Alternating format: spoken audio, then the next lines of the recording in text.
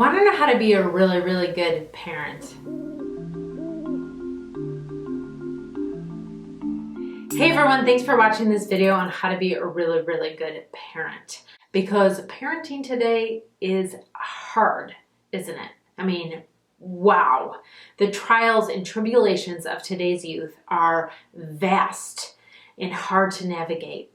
And so if you want to check out one of my last videos on what kids need to be happy, go check that out because you're going to really need that. And I did a whole 35 video course on how to raise happy kids and how to raise happy teens based on that video, really explaining how you do all that stuff.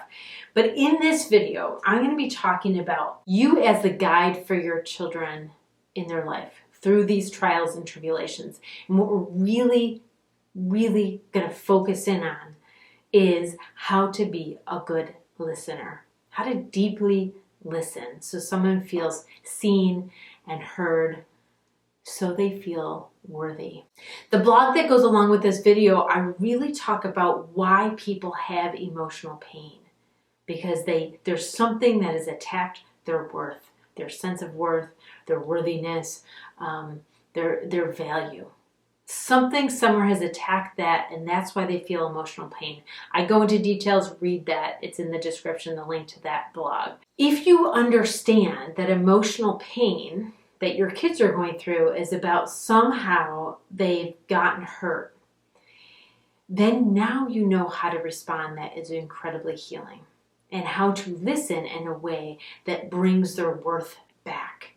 And so I'm going to be talking about some of the don'ts first in this video, because when our kids are in pain, we love them so much. We just out of our mind love this heart outside of our body that we want to help, and it feels so out of control when they're in pain because we don't want them to be in pain. We're actually supposed to be the one protecting them from all that stuff, right?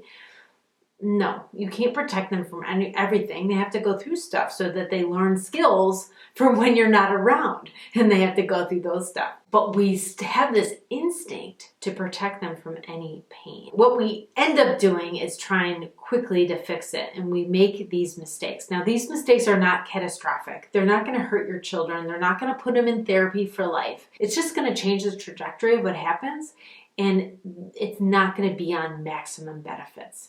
And if you are like me, you're like, there is so much going on and so much to do and so much to fix in this world, we want maximum benefits. So these are the things not to do. Don't give advice. We want to fix it. We want to fix their problems so bad. We want to take away all their pain. And so our instinct is to jump in and try to fix it. Don't. You have given them incredible skills so far in their life, really good problem-solving skills, and they have that human brain. Our brains are a fantastic problem-solving machines, and they have it. And so if you are that sounding board, if you're this loving, reflecting surface who believes in them, this is what I want you to do, is believe in them. And when you're believing in them, they get it all out, all the sadness, all the hurt, all their feelings, their ranting, all the anger, they get it all out, and you're validating them and seeing them and hearing it and understanding, right? And having compassion for that. Once that's all out, they're going to take a step back. They're going to be able to take a step back and look at the situation from a little bit of a distance. And that's going to give them a perspective, a really awesome place to have a perspective to then decide what to do next. If you allow them to do this process, if you're there in that reflecting surface that allows them to get that all out and feel that compassion, feel that validation, be able to take a step back and view everything and see why the other person did what they did, they release that personal hurt a lot of the times, and they decide what they're going to do next. It's beautiful and wonderful and smart, and they have skills. And so then they start to tell you their plan of action. They're fixing it themselves. They're fixing it themselves, and that's really important for them to do with you standing there as the witness and the guide telling them how amazing they are for figuring that out. Now, there is sometimes when people want you to help brainstorm a solution, but that comes later in the conversation. The beginning of the conversation is really about getting them validated and deeply heard. Number 2, don't jump right into your own story. When you begin to tell your own story, then their story is not at the center anymore. And I think you want them to know that you get what they're going through, and they can know that in other ways. And there might be appropriate time to tell your story a little bit later, but try not to do it too close to the beginning, because it's important for them and their story to stay at the center of the conversation, at least at the beginning, and feel deeply, deeply heard before you jump in and make sure they know that you're relatable and you really get it and they're not alone. All those things are great, just not yet. Number 3, don't say I'm here if you want to talk.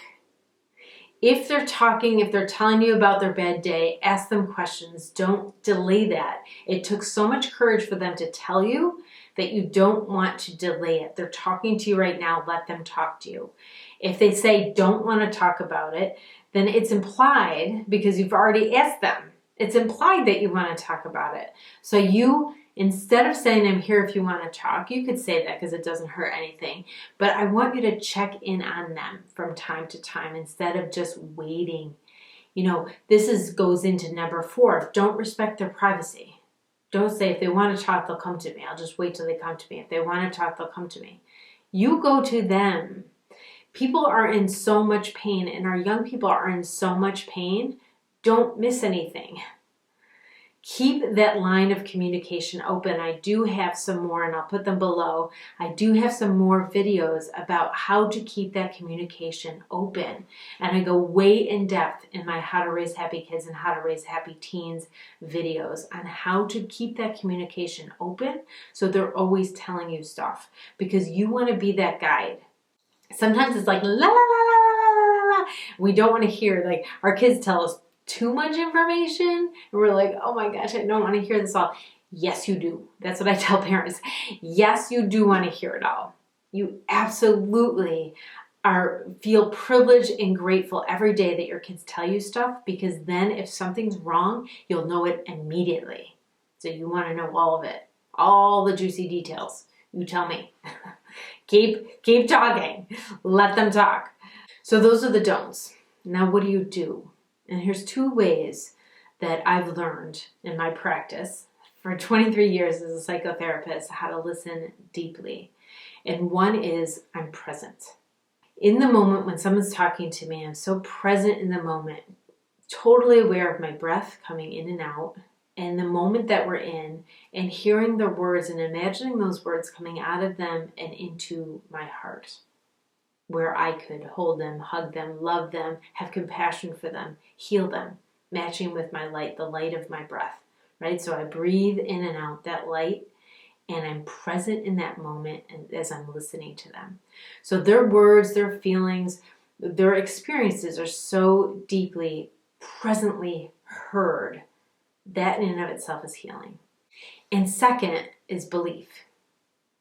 I believe in people. I so believe in people. I don't believe that they will always make the right choices, but I believe they have the potential to make the right choices. And when I believe that someone has that potential to make the right choices, there's something in my actions and in my questioning that reflects that belief in them, that confidence in them back to them. And that reflects, instead of me worrying about them, because worrying brings them down, I love them up to me. I love them up to what I believe their potential is. And in that belief in them changes and transforms everything for them. And that makes a huge difference. So I want you to keep those 2 things in mind when you're deeply listening to your children. So I hope you like this video. If you want more, I got tons more on my website, jodiamen.com. But for now, please like, comment, share it with everybody that you know, because I really want to get this message out. Because I think if kids are heard and they heal, we can make a much better world out there for everybody to live in. Also, don't forget to subscribe to my channel because I'm going to be dropping lots of videos like this one, how to release fear, how to bring in self-love, and how to heal your mind and body and soul so you could live the life you're supposed to live. So I'll see you in the next video, but in the meantime, be present and let that you that you want to be shine through.